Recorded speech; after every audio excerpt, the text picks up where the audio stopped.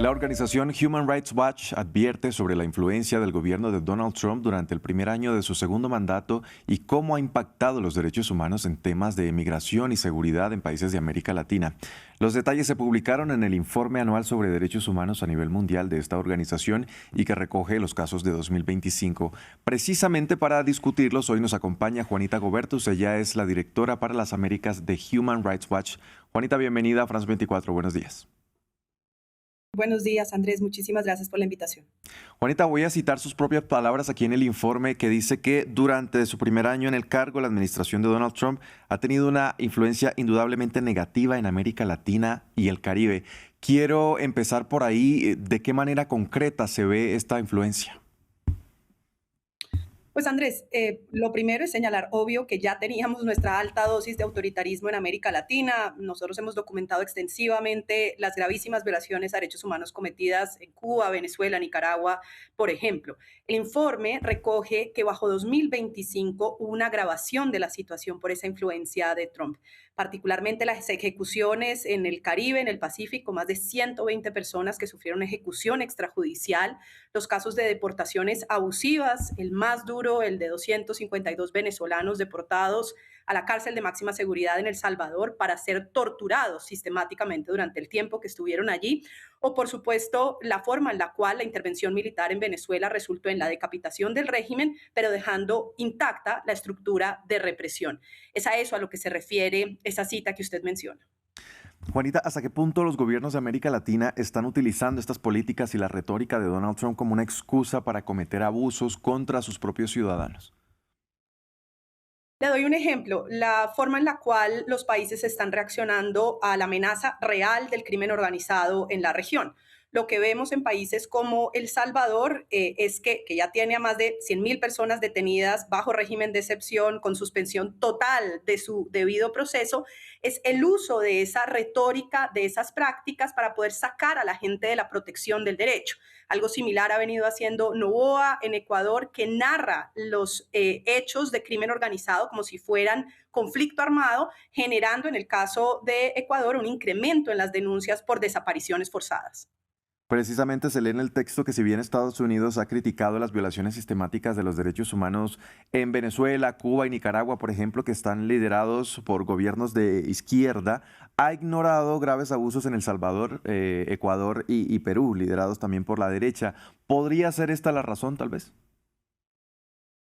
Lo que estamos viendo es un uso ideológico de los derechos humanos. En vez de ser el palangón común bajo el cual todos los países deberían ser medidos, independientemente de la ideología de quien está en el poder, están siendo usados por Estados Unidos como una especie de token político para medir a adversarios o amigos geopolíticos. Y le doy un ejemplo. Nosotros veníamos en América Latina con embajadas de Estados Unidos en distintas capitales de la región, logrando bloquear detrás de cámaras de manera bastante exitosa leyes anti-ONGs, estas leyes que impiden que las organizaciones de sociedad civil y el periodismo investigativo pueda funcionar. Bueno, bajo Trump, con el recorte de los recursos de USAID y la retirada de Estados Unidos de esas discusiones, se aprobaron leyes anti-ONG en Perú, en Ecuador, en El Salvador.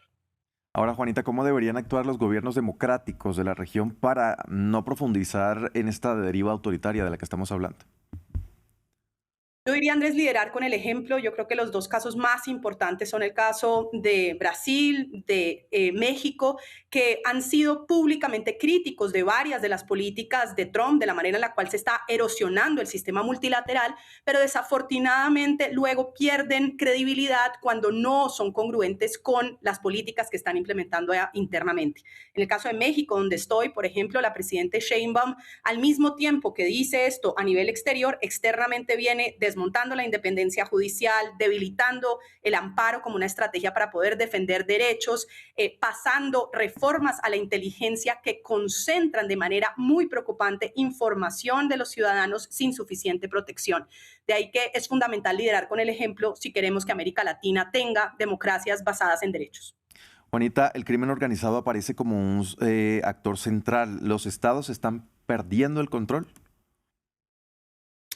Bueno, América Latina es el continente con las tasas más altas de homicidio y las tasas más altas de impunidad por homicidio. Ya señalaba, algunos países como El Salvador, Ecuador, han optado por decirle a sus ciudadanos que para poder defender derechos, para poder defender la seguridad, perdón, tienen que aceptar la restricción de sus derechos.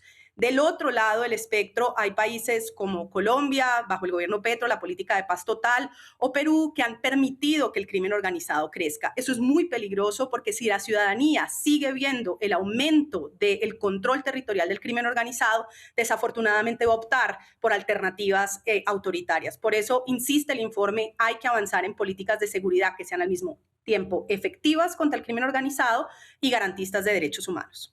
También hay una discusión, Juanita, sobre si estamos viendo un retroceso democrático o una transformación más profunda del modelo de poder. ¿Qué cree usted?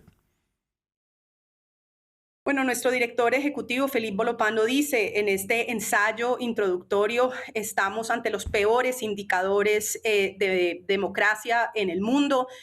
Más del 70% de los habitantes del mundo viven hoy bajo regímenes autoritarios, lo que nos devuelve el 85, 84, previo a los varios procesos de democratización. Nos tomará una generación entera, dice él, poder recuperar esos procesos de democratización. Yo estoy convencida de eso.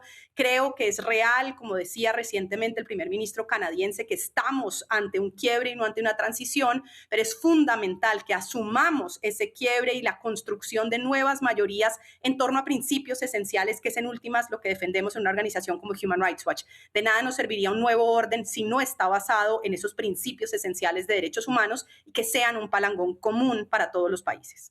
Ahora, el informe también menciona estos ataques a periodistas y a las ONG, por ejemplo. La respuesta podría parecer obvia a esta pregunta que le voy a hacer, pero ¿buscan realmente los gobiernos a debilitar estos contrapesos? Yo creo que sí, lo hemos visto no solamente del año pasado, insisto, en América Latina ya veníamos hacia atrás con primero la primera ley anti-ONG en Nicaragua, Venezuela, la forma en la cual lo que se busca es lograr trancar los recursos que llegan del exterior a las organizaciones de sociedad civil, exigir mayores requisitos para su registro, hacer que los representantes legales puedan luego responder penalmente y por esa vía ahogar a punta de criminalización a las organizaciones de sociedad civil y al periodismo investigativo.